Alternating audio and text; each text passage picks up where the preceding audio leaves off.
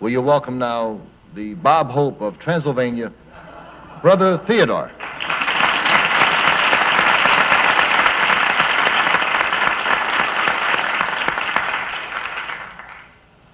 Yes, I am Theodore, controversial Brother Theodore. People either hate me or despise me. They would rather shake the devil by the tail than shake me by the hand.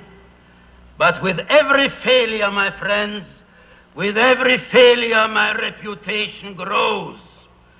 One of these days, you will see my picture on every postage stamp.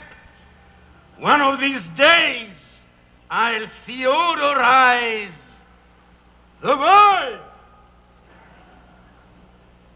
Ladies and gentlemen, I come from an extremely bad stock.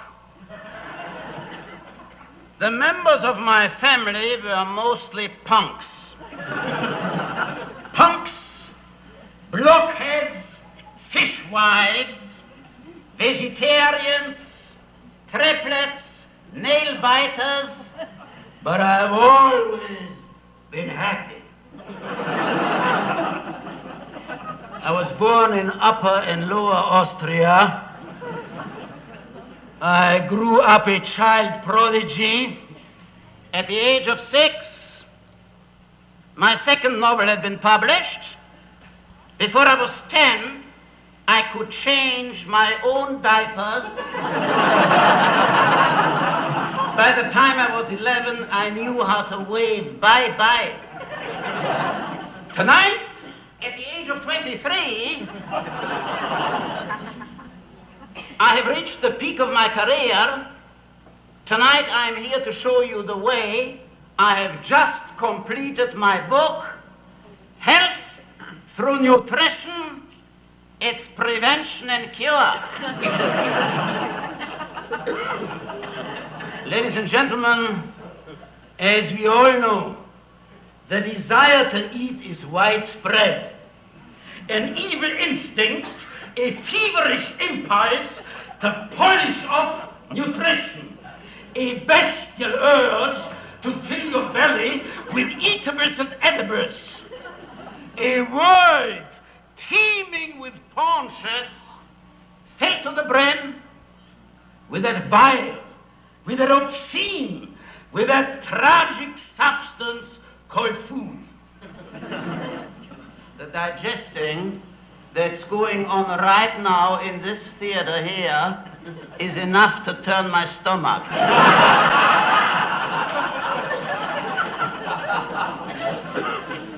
Food filthifies the saliva of your spitter and sends you staggering to the bathing chamber.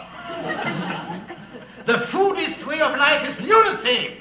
It is filling what is empty and emptying what is full. It is berserkery and amokkery, punctuated by the clatter of dishes and the flushing of water closets. Ladies and gentlemen, in spite of my excellent health, I have been ailing all my life.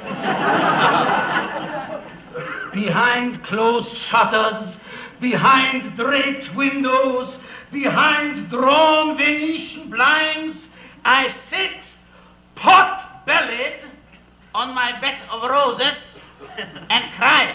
How could I not cry when I see that you imbibe beer in the beer imbiberies and that you partake of food in the food partakeries? Can't you see what eating does to us?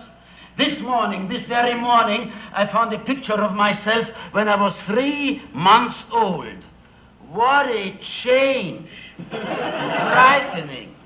Now you very rightly might say, life without eating is bunk. I say, your sin-eaten, butcherous notions, that's bunk. You say nutrition is essential for your diet. You say it gives you zest and zeal and a coat of healthy flesh. I say it gives you regularity and irregularity. I say it gives you pipple popples and slushy pips. Just punch a finger into that healthy flesh you talk about. The dead will stay there till the cows come home. And they won't come home. They can't come home. They have no legs. You tore them off and ate them, remember? You are corpse eaters. You are goulash ghouls.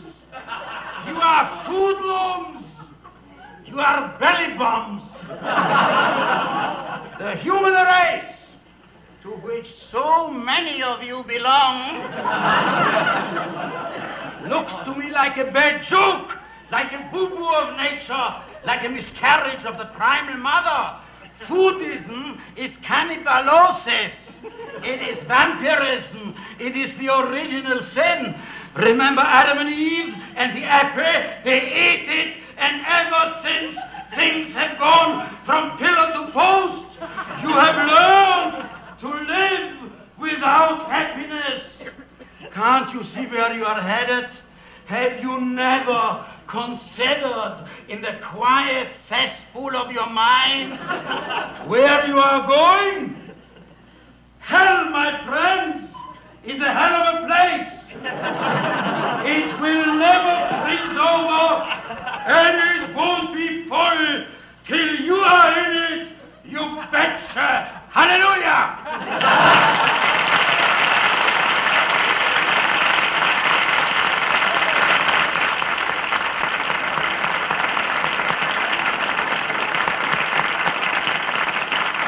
And now, ladies and gentlemen, a word from Bristol Myers. Get over here. Brother Theodore, I cannot, I don't want to dispute, your word, because you seem to know, and I can understand why perhaps we should not eat. At least the ultimate results of where we may go if we eat. How about milk? Milk. Can we drink a little milk? How do you feel about milk? Joey, I'm very glad you asked me this question. You see, milk is a food and must not be eaten. It should be taken into the mouth and mixed with saliva and spat into a spittoonary. Drinking the milk of the nincompoopish cow lowers your IQ. It makes you a biological sibling of the calf, a notoriously uninformed beast, living on an idiot plateau of mentality. Ladies and gentlemen, why don't you give your mind a mental shampoo? Rinse away that mental dandruff. Rinse it away with no-cal shampoo for fatheads. Does this answer your question? Not only answers my question, I won't even ask the next one, which was about milkshakes. We'll forget about that entirely. I'm very... Okay. Now, according to your philosophy, you do not eat at all? I most certainly do not eat at all, Joey. Well, then how do you survive? You don't eat, you don't drink milk? Well, You're drinking water. Have you... I just give the appearance of drinking water. If you look into it, there is nothing in it. The thing is, it is hard to believe. Wait a moment. Excuse me, you know what's got me scared? I poured it. That's what's got me scared. But it's okay. If there's nothing in it, fine. Well, you see, I'm used to these abuses. I'm absolutely used to it. I don't deserve it. I didn't come from New York to be so defamed here in public. And to answer your question, very seriously, I inhale the light of the sun and the beams of the moon and the breath of the wind. I live on the smell of daffodils. The government hushes it up, of course.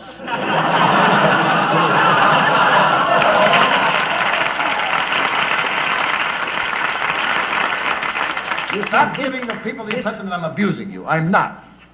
I am a great admirer of yours. You were abusing me, but I'm not going to spite my nose or blow my nose to spite your face.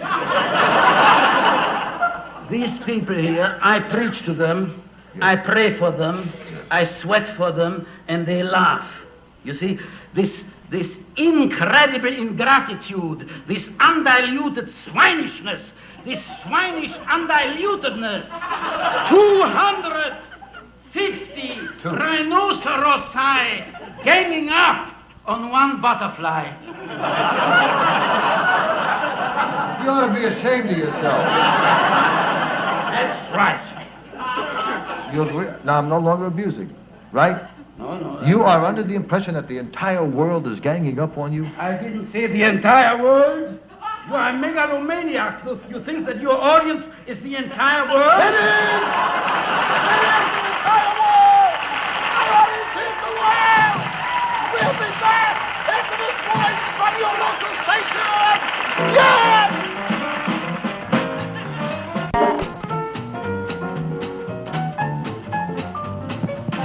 Time you were on, Brother Theodore, we spoke about your marital status, and we found out that you were divorced, and I wanted to know if perhaps some nice lady had come into your life. Before I answer your question, Joey, I wish to point out that in the beginning, God created television audiences. That was for practice. Then he created the amoeba.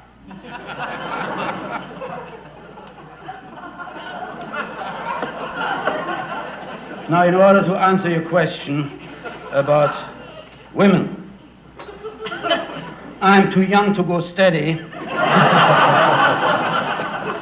but I've always been interested in women. There is so much you can do with them. I'm inordinately fond of necking, and they seem to like me. They call me adorable teddy bear. I don't think it's because of my good looks. It's probably not even the general atmosphere, the general aura about me, a quality of inner stillness, a chicness of the soul, a certain je ne sais quoi. What are you doing there? What does it mean? What? This is another attempt of abuse? Of abuse. No, it is not. No, it is not. I find you absolutely charming and delightful. And if you want to put on the entire world, that is your privilege. Okay. I disconcert you by not answering you. No, you don't. May I tell you, if I have my choice between your answer or the I'll take the no answer. Okay, you will get it. You will now, get it. No, I will not. I must ask you another question. Please do ask me another Now, question. please don't think it's abusive, because it is not meant to be. All right, go right ahead. Okay? The suspense is almost killing me. Okay. Now, people, not I, people are asking me, since the last time you appeared on this show, have you always worn your hair this way? Other people, not I. Joey, I'm fully aware that I am not, and probably never have been, what you might really call a dreamboat, or even a tugboat. I know that, but tonight I have come here in order to make a neat and ship-shape appearance. And whenever I want to make a neat and ship-shape appearance, I arrange my hair in a pleasing yet unprepossessing style, which I think is laudable and very flattering to you. I think it looks rather handsome. I think you're cute.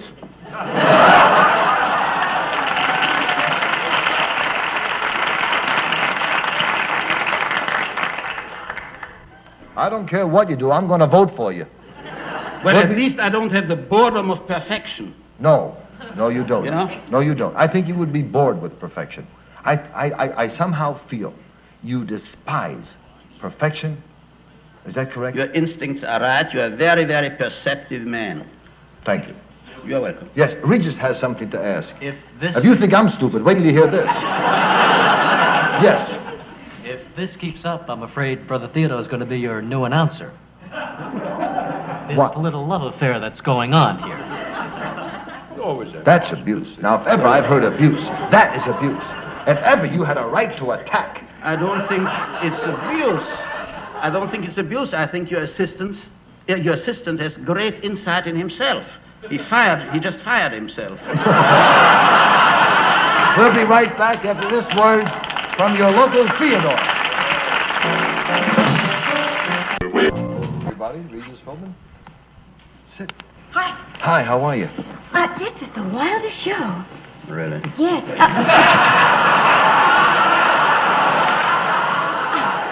Yes. I can understand why people call you Teddy Bear. Not only can you understand why people call me Teddy Bear, but Joey, I wish to point out something to you, and that is the entire truth. Yes. And it is in form of a complaint. Before the show started, this young lady here came to my dressing room and tried to molest me. In fact,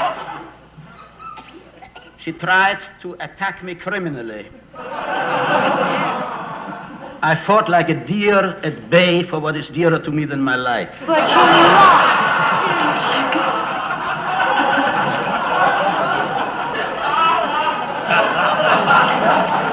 Do you want to know something? Well, yes, but I'm just afraid to ask. Brother Theodore is very, very sexy. Yes. I mean, just look from a woman's standpoint, when you watch him on the monitor with his hair like that, Yes. He really is a teddy bear. Yes. Now, I feel, Joey, that you too are very sexy. In a different way. There is different kind of sex, I find. Are you trying to tell...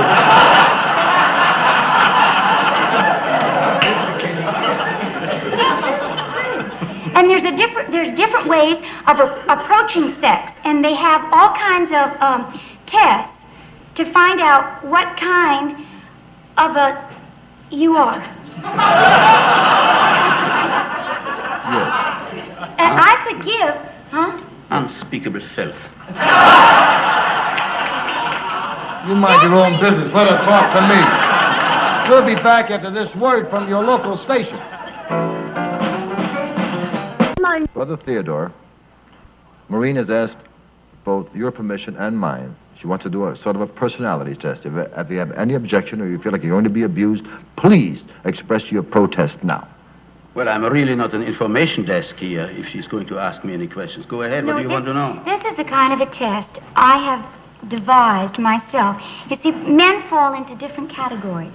There are the swingers, you know, the swingers that have that kind of an image like Frank Sinatra, Dean Martin. Yes. Yeah, swingers, right? Right. I do not feel that you are that type, Joey. No. I think if you do, it's like quiet. Thanks a lot. I won't be home for dinner, dear.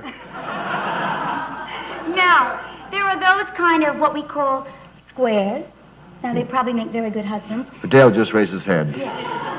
The leader. Yeah, or there's a third category that you might fall into, Dale. It's they're called dirt kickers. I got 2 out of 3. That ain't bad.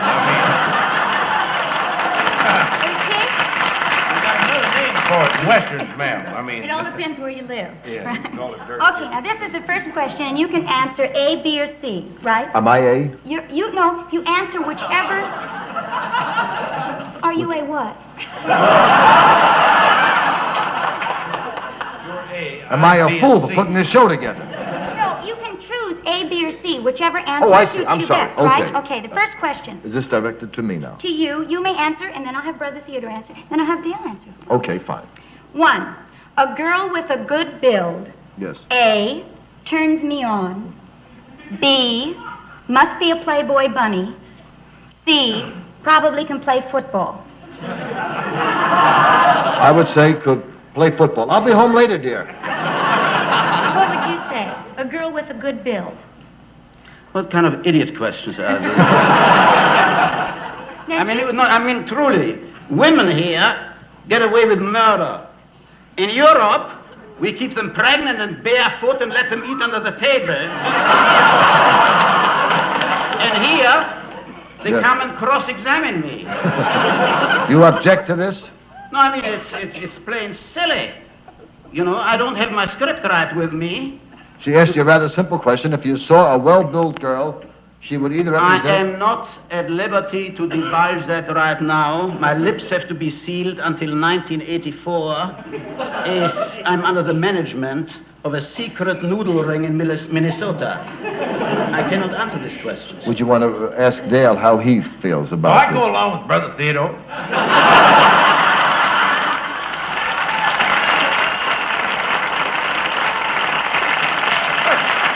I think I'm beginning to find out what is in those hoe cakes. If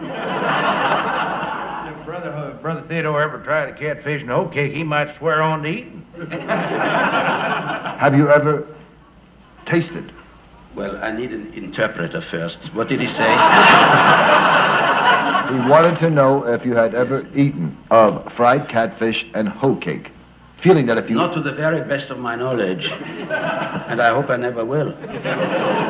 Well, I thought we had found a little something here we had Oh, to yeah, come. I'm ruining you. You have a restaurant where you serve this. Well, I just went out of the restaurant business after that speech of yours there tonight.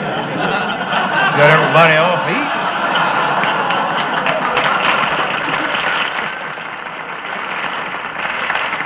I resent it bitterly when other people get applause. There is nothing that annoys me more than the success of others. Go along with that. I'm with Brother Theodore. Dale, will you please stop abusing Brother Theodore and try to say something that doesn't get a hand from now on? Can I ask you another question? Why not? I'm the only dum-dum who answered.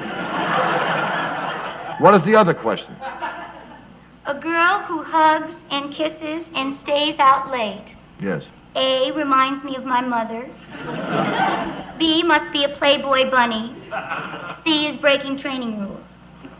Football player. I take no chances. Did you want to... Perhaps you'd rather not answer this question, Brother Theodore. No, I mentioned before that these are very nincompoopish questions. How would you put a Now, question? don't get me wrong, sweetheart. You are very talented. You are a marvelous performer. You have zip. You have zest. You mentioned the word sex appeal perpetually. You have it to a very large degree. But your agent or your manager or your scriptwriter doesn't know anything. I hope you didn't. I think I love you.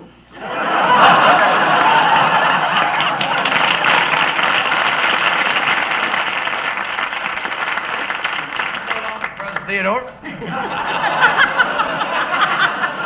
I just want to show you what a great audience we got. She said she loves you, and they applauded that. Now, you can't ask for a fairer crowd. We'll be right back after this word and no word from your local station. Ladies and gentlemen, Peter Jennings. Tomorrow night will be Ernest Borgnine, Billy Daniels, Melvin Belli, Kay Stevens, and Jackie Leon. May I thank all of you, Demita Joe, Dale Robertson, Brother Theodore, Maureen Arthur, and of course you, Peter Jennings, Thanks, Joey. for being delightful guests. Good night. Good night to you out there.